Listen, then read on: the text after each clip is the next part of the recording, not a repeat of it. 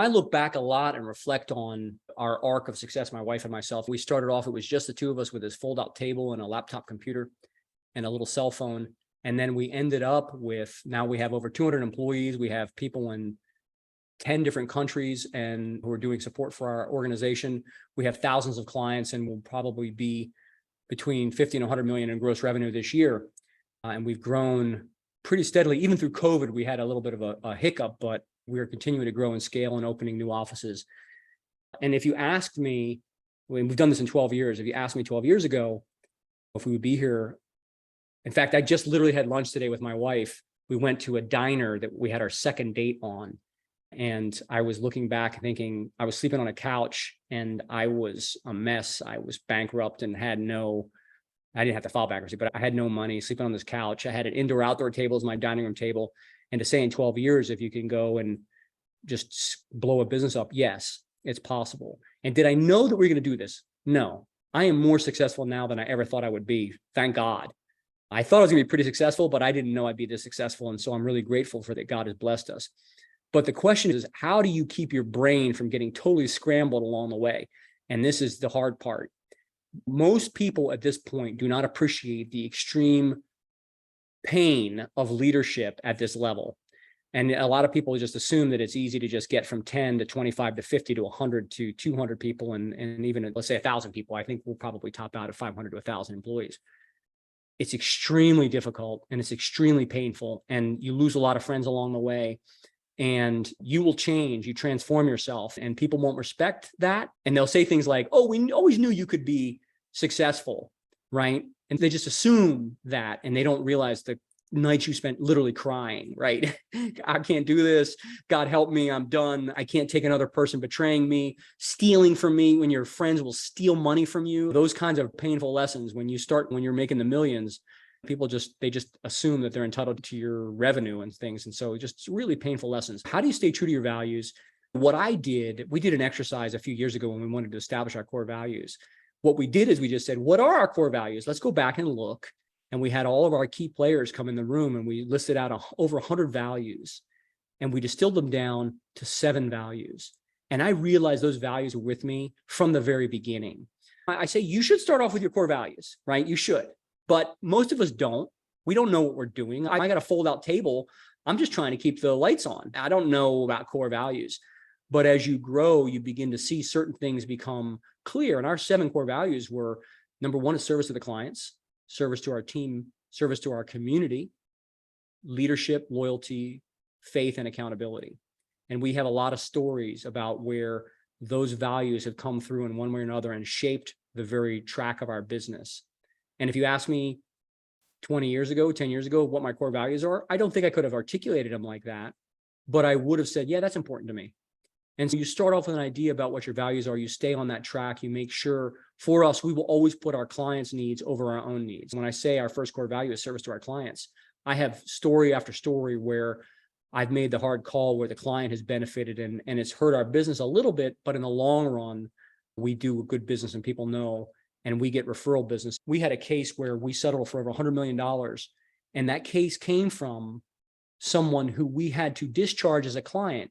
What that means is they didn't have a case. And we called them up and we said, hey, listen, you don't have a case. I'm sorry. We wanted to help you, but there's no case for you. And then they referred us another matter after that. If you can imagine, a client you had to fire sends you one of your largest revenue producers, it really is important to stay on those values. But they felt that we were honest with them and we were very straightforward. And that was a decision that ultimately was the right call and helped us grow our business.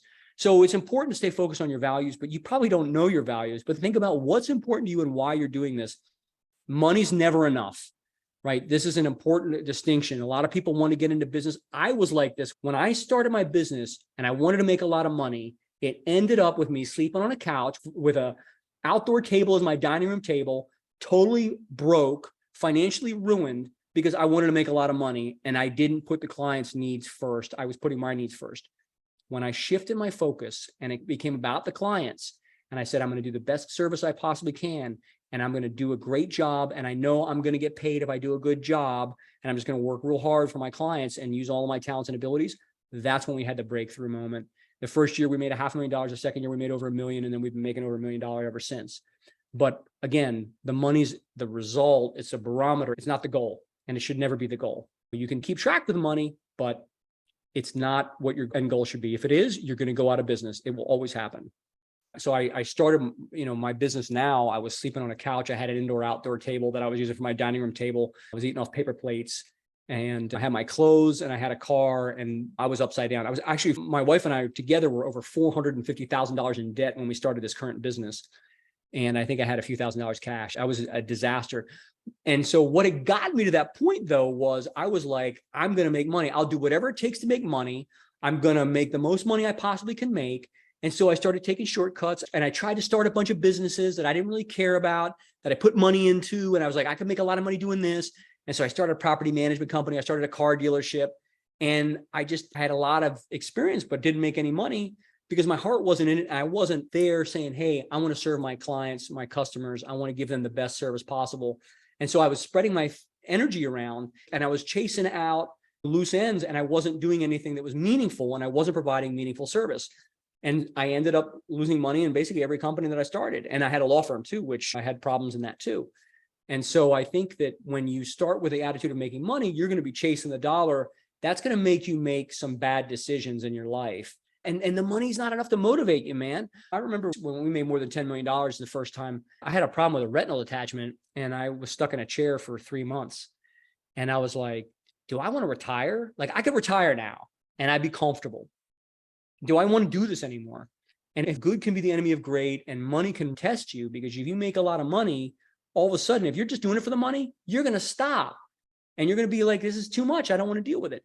But if you have a purpose bigger than money, if you're trying to serve people and you're trying to help people and you're trying to give back, that's the fuel you need to grow for the rest of your life. And hopefully you're going to keep doing more and more, helping more people, giving back more and more. And that becomes the fuel. A guy, I think once they turned 50, we were always thinking about our legacies, and money's not enough. It just isn't. I'm going to give my kids $100 million. That's not enough. What do they deserve the money? So it's just not enough. Chasing the money isn't enough to keep you motivated and make the hard calls you got to make to keep doing this day in, day out, long term. So the question becomes, how do I transform myself? Let's say you're the guy chasing the dollar like I was. And I hope you don't end up sleeping on a couch like I did, because I don't want you to have to go through there. So the first thing you need to do is say, you know what, it's not about the money. And you need to then recondition yourself to know that it's not about the money. You've got to start working on the mental game right here. I read the book Think and Grow Rich more than 100 times. I've read the Bible dozens and dozens of times, and I've read passages of the Bible hundreds of times. You have to begin to reprogram yourself, and it will take time. But the truth is that after 10 or 15 years, you look back and the time goes by like that. When you're growing yourself like this, it's the most valuable time that you can spend, and time stops. You don't even realize it. So I look up 10 years later and I've got all the trappings of success. But the truth is I don't even, like, the 10 years blurred together.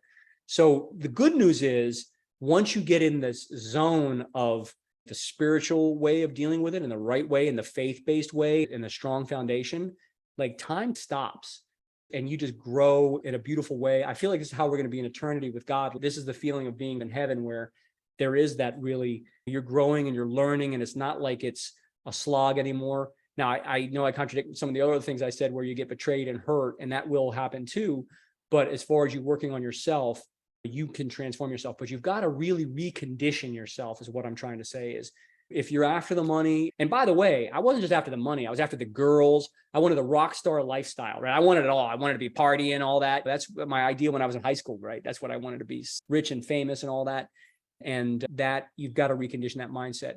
The people I hang out with most of my life now are pastors. I have a lot of pastors from a lot of churches. I hang out with people who are Christian. I don't have any friends who are into drugs. I don't even drink anymore. Now, if you're like, oh, Greg, stop.